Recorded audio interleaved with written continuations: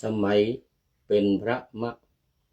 หานเรศกิจรักได้รับนิมนต์เพื่อไปบรรยายธรรมทั่วภาคเหนือมีสูตรพัฒนาตำราเก่าที่เหลือเฟือเริ่มที่แม่เอื้อเฟื้อแก้ที่พ่อก่อที่ลูกจะต้องส่งเสริมจากนักการเมืองต้องฝังปลูกที่ครูอาจารย์ยุคไหว้วานพระสงฆ์องค์เนนหนุนเนื่องจากรัฐบาลงานพัดจึงสำเร็จเป็นปรัชญาพัดที่เน้นการมีส่วนร่วมของไทยเพียงสองมือไม่พอจะยึดยื้อเพียงสองมือไม่พอจะแก้ไขเพียงสองมือไม่พอป้องกันภัยต้องรวมใจรวมพลัง ทั้งแผ่นดินขอ ขอไป ขอถวายความนอบน้อมแด่พระรัตนตรัยมีพระพุทธเจ้าเป็นต้นขอถวายความเคารพพระมหาเถระพระเถรานุเถระเจ้าคณะพระสังฆาธิการทั่วโลกมีพระเดชพระคุณพระธรรมเสนาบดีเจ้าคณะภาค7วัดพระธาตุดอยสุเทพ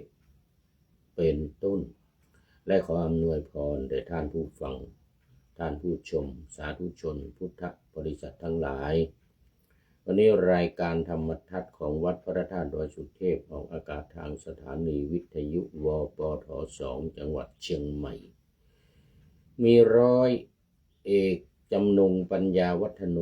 เป็นหัวหน้าสถานีและอาตมาภาพพระครูปริยัติยานุศาสตร์เป็นผู้บรรยายเป็นประจำทุกวันเวลา 7:30 นาทีถึง 8 นาฬิกาวันนี้ก็บันทึกเสียงล่วงหน้ามา4 วัน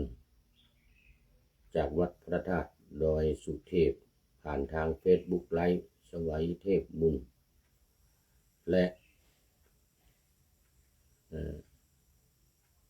MP3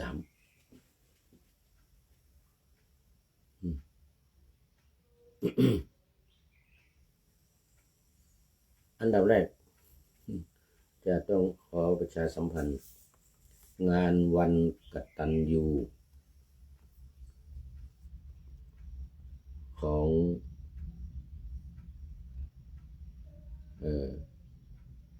วัดป่าแดงมหาวิหารวันกตัญญูซึ่งเป็นวันคล้ายวันเกิดของพระเดชพระคุณหลวงพ่อพระครูโคสิตปริยัตยาภรณ์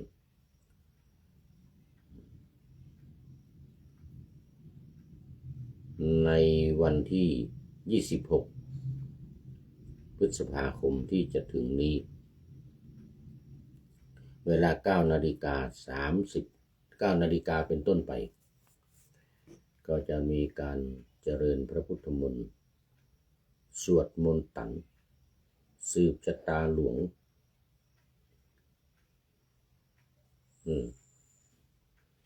สืบชะตาหลวงถวายแด่พระเดชพระคุณหลวงพ่อพระครูโคสิตปริยัตยาภรณ์พร้อมกับพระภิกษุสงฆ์สามเณรวัดป่าแดงและคณะสัตยาญาติโยมอุปถัมภ์อุปถากวัดป่าแดงทุกคน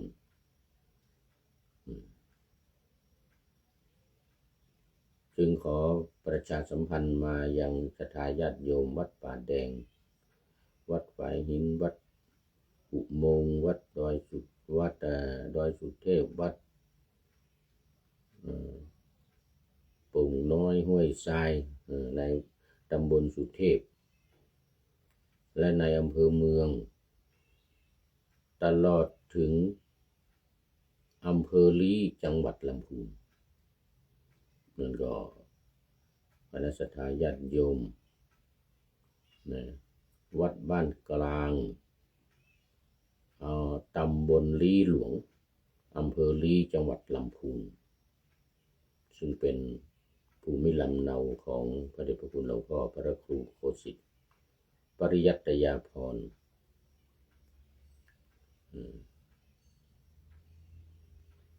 หรือท่านอาจารย์พระมหาธีรพงศ์สิรินทโร เจ้าอาวาสวัดป่าแดงมหาวิหารได้รู้โดยทั่วถึงกันได้มาร่วมกันบำเพ็ญกุศลทักษิณานุปทานถวายอุทิศส่วนกุศลไปให้แก่บรรพชนของวัดป่าแดงตั้งแต่พระเจ้ากือนาเป็นต้นมาผู้สร้างวัดป่าแดงและพระเจ้าติโลกราชผู้มาบูรณะและสร้างอุโบสถวัดป่าแดงเป็นต้น ทางฝ่ายพระสงฆ์นี่ก็อดีตเจ้าอาวาสวัดป่าแดงที่มรณภาพไปแล้วมีครูบาอ่องเป็นต้นโดยทั่วถึงกันเอาละตอนนี้ก็เข้ามาสู่เนื้อหาสาระของธรรมะในรายการกันเลยวันนี้คงมาต่อในเรื่องของนี่นางลูกสุกรกินคูด นางลูกสุกรกินคูดก็คือมูลหรือขี้นี่เองขี้ดีๆนี่เอง เมื่อวานนี้ก็เล่ามาถึงตอนที่ภิกษุทั้งหลายมีพระอานนท์เป็นประมุขสดับเรื่องนั้นแล้วได้ความสังเวชเป็นอันมากเรื่องนั้นคือเรื่องที่พระพุทธองค์ตรัสเล่าอดีตนิทานของนางลูกหมูเนี่ยนะที่กินคูดเนี่ยนะโอ้เป็นดราม่ากันใหญ่เลย เมื่อวานนี้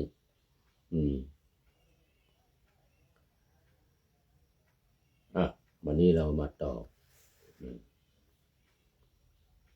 พระศาสดาทรงยังความสังเวชให้เกิดแก่ภิกษุเหล่านั้นแล้วเมื่อจะทรงประกาศโทษแห่งราคะตัณหาประทับยืนอยู่ระหว่างถนนนั่นเองได้ทรงภาสิทธิพระคาถาเหล่านี้ว่าต้นไม้เมื่อรากไม่มีอันตรายยังมั่นคงถึงบุคคลตัดแล้วย่อมงอกขึ้นได้อีกทีเดียวแม้ฉันใดทุกนี้เมื่อตัณหานุสัยอันบุคคลยังขจัดไม่ได้แล้ว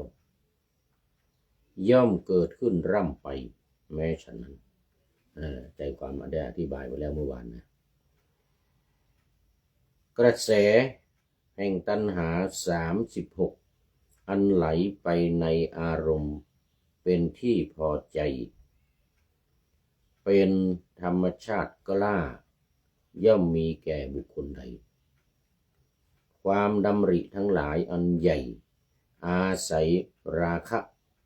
ย่อมนำบุคคลนั้นผู้มีทิฏฐิชั่วไปกระแสแห่งตัณหาทั้งหลายย่อมไหลไปในอารมณ์ทั้งปวงตัณหาดุจเถาวัลย์แตกขึ้นแล้วย่อมตั้งอยู่ก็ท่านทั้งหลายเห็นตัณหานั้นเ เป็นต้นเป็นดังเถาวัลย์เกิดแล้วจงตัดรากเสียด้วยปัญญาเถิดโสมนัสทั้งหลายที่ซ่านไปและเปื้อนตัณหาดุจยางเหนียวย่อมมีแก่สัตว์ทั้งหลายนั้นอาศัยความสำราญจึงเป็นผู้แสวงหาความสุขนรเหล่านั้นแลย่อมเป็นผู้เข้าถึงซึ่งชาติและชราหมู่สัตว์อันตัณหาผู้ทำความตื้นความดิ้นรนล้อมไว้แล้วย่อมกระเสือกกระสนเหมือนกระต่ายอันนายพรานดักได้แล้วฉะนั้นหมู่สัตว์ผู้คล้องอยู่ในสังโยชน์และกิเลสเป็นเครื่องข้องย่อมเข้าถึงทุกข์บ่อยๆอยู่ช้านานหมู่สัตว์อันตัณหาผู้ทำความดิ้นรนล้อมไว้แล้วย่อมกระเสือกกระสนเหมือนกระต่ายที่นายพรานดักได้แล้วฉะนั้นเพราะเหตุนั้นภิกษุหวังธรรมที่สำรอกกิเลสแก่ตนพึงบรรเทาตัณหาผู้ทำความดิ้นรนเสียโอ้นี่ยาวมากยาวมากเมื่อวานนี้ได้อธิบายในช่วงแรกคือช่วงของรากไม้มีอันตรายอย่างมั่นคงยังมั่นคงไม่มีอันตรายยังมั่นคงถึงบุคคลตัดแล้วย่อมงอกขึ้นได้อีกทีเดียวแม้ฉันใดทุกเมื่อตัณหานุสัยอันบุคคลยังขจัดไม่ได้แล้วย่อมเกิดขึ้นร่ำไปแม้ฉะนั้นนี่อธิบายไปแล้วเมื่อวานวันนี้จะได้มาอธิบายต่ออีกเท่าที่เวลาอำนวยนะ เดี๋ยวจะหมดตอนนี้ขอต้อนรับพระเดชพระคุณหลวงพ่อสุทธิสงึมรำนี่FC ตัวจริงจากจังหวัดบุรีรัมย์มาพร้อมกับหัวใจสีชมพูอวยพรวันเกิดให้ผู้พูดเกิดวันอังคาร ขอบคุณพระเดชพระคุณหลวงพ่อเป็นอย่างยิ่งนี่มาเรียกว่ามัชเชกัลยาโนนะพระเดชพระคุณหลวงพ่อนี่เป็นมัชเชกัลยาโนคือเป็นผู้ที่งามในเบื้องต้นเดี๋ยวท่ามกลางงามในท่ามกลางเรียกว่ามัชเชกัลยานังนี่งามในท่ามกลางแต่พระเดชพระคุณหลวงพ่อเป็นผู้ชายก็เป็นมัชเชกัลยาโนเหมือนที่อธิบายไว้แล้วถ้าเป็นผู้หญิงก็มัชเชกัลยานี แต่ถ้าเป็นกระเทยก็มัชเชกัลยานังมัชเชกัลยานังงามในท่ามกลางถ้ามาท้ายสุดก็งามในที่สุดเรียกปริโยสานะกัลยานังอันนี้ก็ขอบคุณพระเดชพระคุณหลวงพ่อสุทธิสงึมรำเป็นอย่างยิ่งในวันนี้ที่เข้ามาในท่ามกลางมีความงามในท่ามกลางมาดูเนื้อหาของธรรมะกันต่อไปกระแสแห่งตัณหา36กระแส36อันไหลไปในอารมณ์เป็นที่พอใจเป็นธรรมชาติกล้าย่อมมีแก่บุคคลใดทีนี้เรามาดูกันว่าไอ้กระแส36เนี่ยมันเป็นยังไงตามปกติแล้วกระแส36เนี่ยจะหมายถึงตัณหาจริตคือความประพฤติที่มีความอยากความต้องการเนี่ยคือตัณหาจริตอิงอายตนะภายใน18ตัณหาจริตอิงอายตนะภายนอก18ด้วยประการฉะนี้ชื่อว่าไหลไปในอารมณ์เป็นที่ชอบใจเพราะอรรถวิเคราะห์ว่า ย่อมไหลไปคือเป็นไปในอารมณ์ที่รูปเป็นต้นอันเป็นที่พอใจเป็นธรรมชาติกล้าคือมีกำลังย่อมมีแก่บุคคลใดคราวนี้มาดูว่าไอ้36เนี่ยกระแส36เนี่ยมันเป็นยังไงในที่นี้ก็แก้ไว้ว่ามันเป็นไปในอายตนะอายตนะ18มันมาอย่างไงอายตนะ18อายตนะ18เนี่ยมันคืออย่างนี้เนี่ยเราเรียกกันอีกอย่างหนึ่งว่าธาตุ18นะธาตุ18คืออายตนะภายใน6เนี่ยตาหูจมูกลิ้นกายและใจเนี่ยตาหูจมูกลิ้นกายและใจเนี่ย6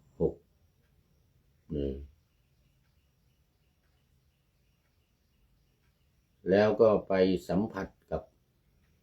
อายตนะภายนอกอีก6อายตนะภายนอกอีก6ก็คือรูปเสียงกลิ่นรสโผฏฐัพพะและธรรมารมณ์หรือความคิดที่เกิดกับใจเป็น12ใช่ไหมคราวนี้มันเกิดความรู้ขึ้นมาภายในเช่นเมื่อรูปกระทบกับตารูปมากระทบกับตาไอตัววิญญาณที่คนรู้อยู่ภายในเนี่ยแสดงว่ามันรู้ผ่านทางตาเขาเรียกว่าจักขุวิญญาณอันนี้ชุดที่1นะชุดที่1ตารูปกระทบกันเป็นจักขุวิญญาณ3ละชุดที่2หูกระทบกับเสียงเกิดความรู้ขึ้นเรียกว่าโสตวิญญาณ3ละเป็น6เป็น6แล้วก็คานะคือจมูกกระทบกับกลิ่นก็เรียกว่าคานะวิญญาณอีก3เป็น9ต่อไปชิวหากระทบกับรสเรียกว่าชิวหาวิญญาณอีก3เป็น12ต่อไปกายกระทบกับสิ่งของใจก็รู้ผ่านทางกายเรียกกายวิญญาณอันนี้อีก3เศร้านี่มารวมก็เป็น15เห็นไหมเป็น15และสุดท้ายใจมโนเนี่ยใจเนี่ยกระทบกับความคิดที่เกิดขึ้นหรือธรรมะเราเรียกกันธรรมะเกิดความรู้ขึ้นมาก็เรียกว่ามโนวิญญาณตัวนี้อีก3เป็น18เห็นไหมอันนี้เขาเรียกว่าอายตนะ18เมื่อมันเกิดมันต้องกระทบกันก่อนนะแล้วมันจึงเกิดวิญญาณขึ้นมาเมื่อก็เลยกลายเป็น18ทีนี้มันเป็น36ได้ยังไงอายตนะ18ที่ว่าภายในเดี๋ยวก่อนตัณหาจริตคืออายตนะภายใน18นี่นะแล้วก็อายตนะภายนอก18คือมันเป็นอย่างนี้เมื่อมันกระทบแล้วเนี่ยเขาได้ก็จัดว่ามันเป็นอดีตเกิดขึ้นในอดีตและเกิดขึ้นในปัจจุบันและมันจะเกิดในอนาคตนั้นไม่พูดถึงเอาที่มันเกิดขึ้นในอดีต18อย่างเมื่อกี้เนี่ยภายในภายนอกกระทบกัน18เนี่ยเป็นอดีตแล้วพอปัจจุบันเนี่ยมันกระทบกันอีก18มันก็เป็น36มันก็เลยเป็น36เห็นไหมนี่เรียกว่าอายตนะภายนอกทั้งภายใน18ภายนอก18ก็เป็น36คือมันเป็น2ครั้งในอดีตกับในปัจจุบันตามปกติมันจะมีในอนาคตอีกแต่มันยังมาไม่ถึงในที่นี้จึงกล่าวถึงเพียงแค่36แต่ถ้าเอา18 ที่จะเกิดในอนาคตอีกนี่นะก็มาบวกกับ36มันก็จะเป็น48แต่ตอนนี้เขาไม่เอาเขาเอาแค่อดีตและปัจจุบันนะอดีตและปัจจุบันซึ่งมันกำลังสัมผัสกันอยู่เนี่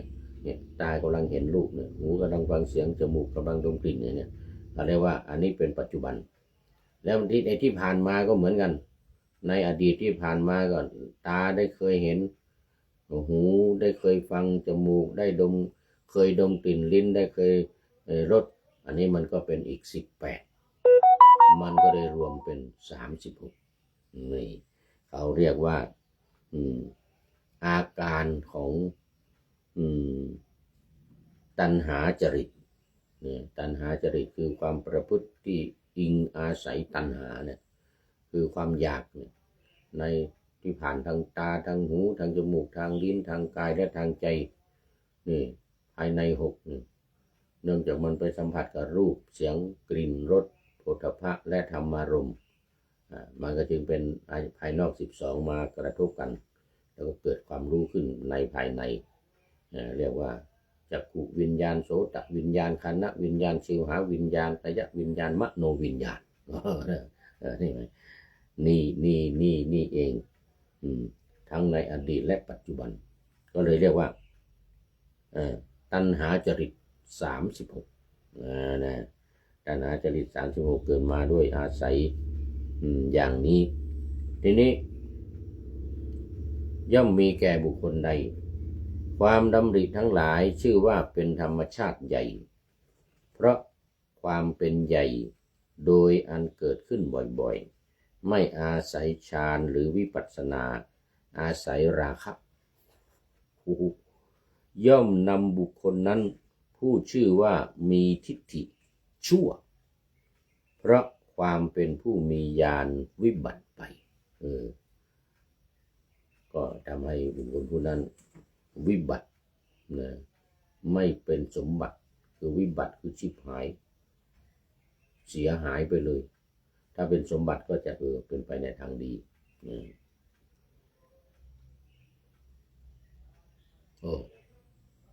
หมดเวลาพอดีไว้แค่นี้ก่อนวันนี้เดี๋ยวมันจะมีจะต้องมาคุยอธิบายเพิ่มเติมอีกเยอะเนี่ยอีกยาวเนี่ยเพราะว่าคาถาวันนี้ยาวมากคาถาวันนี้ยาวมากก็เลยต้องค่อยๆอธิบายไปเป็นช่วงเป็นตอนวันนี้หมดเวลาพระเดชพระคุณหลวงพ่อสุทธิสงึมรำมาเป็นมัชเชกัลยาโนและตอนนี้เป็นปริโยสานกัลยาโนด้วยเพราะอะไรตอนนี้หมดเวลาเป็นท่านสุดท้ายเป็นท่านแรกแล้วก็เป็นท่านสุดท้ายในวันนี้โมทนากราบขอบพระคุณหลวงพ่อเป็นอย่างยิ่งคราวนี้ก็มาดูก็คิดท้ายรายการวันนี้หน่อยได้จากผู้ใดหนอแลท่านในพลนเรศจิตรักของเรานี้เองได้ให้ข้อคิดไว้ให้ข้อคิดไว้น่าคิดมากเลยมีถึง7ประการเลยมีถึง7ประการที่ได้จั่วหัวไว้แล้วเมื่อกี้นี้ ท่านในบนบอกว่าจั่วหัวเหมือนกันสมัยเป็นพระมหานเรศจิตรักได้ตอนนั้นเป็นพระมหานเรศนะอยู่วัดชนะสงครามไปเรียนธรรม8ประโยคแล้วก็มาอยู่ที่เชียงใหม่เรานี่วัดพระสิงห์วรมหาวิหารเรานี่นะเป็นนักเทศชื่อดังสมัยนั้นนะรับเทศไม่หวาดไม่ไหวไปเทศทั่วภาคเหนือนี่เลยภาคเหนือตอนบนภาคเหนือตอนล่างถึงนครสวรรค์นู่นน่ะอยู่เชียงใหม่เนี่ยไปเทศถึงนครสวรรค์นู่นน่ะเรียกว่าภาคเหนือตอนบนภาคเหนือตอนล่างนครสวรรค์พิษณุโลกกำแพงเพชรจังหวัดตากสุโขทัยอุตรดิตถ์พิจิตรเพชรบูรณ์กินเรียบอาจารย์นเรศพระมหานเรศจิตรักเนี่ยนะไปเรียนทำ8ประโยคชื่อเสียงโด่งดังเทศกินเรียบ ใครๆก็มานิมนต์ไปเทศน์วันก่อนเห็นพูดว่าเทศน์2 ธรรมาสน์ด้วยว่างั้นนะเทศน์2 ธรรมาสน์กับพระอาจารย์เนี่ยนั่นน่ะอนุศาสนาจารย์ทหารเรืออาจารย์ประเสริฐคำผาลา สมัยเป็นพระมาอยู่วัดพระสิงห์ด้วยกันเทศน์นี่เขามีหลักสูตรที่จะพัฒนาอยู่8-7 อย่างนะฟังดังต่อไปนี้สมัยเป็นพระมหานเรศจิตรักได้รับนิมนต์เพื่อไปบรรยายธรรมทั่วภาคเหนือมีสูตรพัฒนาตำราเก่าที่เหลือเฟือเริ่มที่แม่เอื้อเฟื้อแก้ที่พ่อก่อที่ลูกหนึ่งก็คือเริ่มที่แม่2แก้ที่พ่อ3ก่อที่ลูก4จะต้องส่งเสริมจากนักการเมืองอันนี้ก็4ข้อ 5ก็คือต้องฝังปลูกที่ครูอาจารย์ยุคอันนี้ข้อ 5นะยุคนี่คือประยุกต์ยุคตะนันนะยุคตะอาจารย์ประยุกต์ข้อ 6ก็คือที่ครูอาจารย์ยุคไหว้วานพระสงฆ์องค์เนนนี่ต้องอาศัยพระเนนช่วยด้วยไหว้วานช่วยข้อ 7หนุนเนื่องจากรัฐบาลงานพัฒจึงสำเร็จเป็นพัฒนี่คือพัฒนานะงานพัฒนางานพัฒจึงสำเร็จเป็นปรัชญาพัฒที่เน้นปรัชญาพัฒนาเนี่ยนะปรัชญาพัฒที่เน้นการมีส่วนร่วมของไทยเน้นความสามัคคีเน้นความร่วมมือกันทุกสิ่งทุกอย่างต้องอาศัยกันร่วมมือกันทำคนเดียวไม่ได้ทำได้ก็ไม่ดีเพียง2 มือไม่พอเพียง2 มือไม่พอจะยุดยื้อเพียง2 มือไม่พอคิดแก้ไขเพียง2 มือไม่พอป้องกันภัยต้องรวมใจรวมพลังทั้งแผ่นดินโอ้โหสุดยอดเลยต้องทั้งแผ่นดินนะทั้งประเทศไทยทั้งชาวไทยนะมีส่วนร่วมกันนะของพี่น้องชาวไทยว่างั้นนะเรานี่ก็ขอบคุณข้อคิดจากท่านนายพลนเรศจิตลักษณ์ไว้ณที่นี้เป็นอย่างยิ่งขอนำรายการธรรมะทัดไปก่อนแล้วจะย้อนมาใหม่ในวันหลังเพื่อให้ท่านทั้งหลายได้รับฟังพระธรรมเทศนังเหมือนดังเดิมเป็นธรรมะจากพระไตรปิฎก3ธรรมบทอันงดงามบรรยายเสริมอธิบายใจความเหมาะมาต่อเติมยกนิทานดั้งเดิมเสริมบทธรรมขอทุกท่านสุขกายสบายใจปรารถนาสิ่งใดอันเลิศล้ำจงเพิ่มพูนตามบุญงามและตามกรรมที่ได้บำเพ็ญไว้ทุกประการขอเจริญพร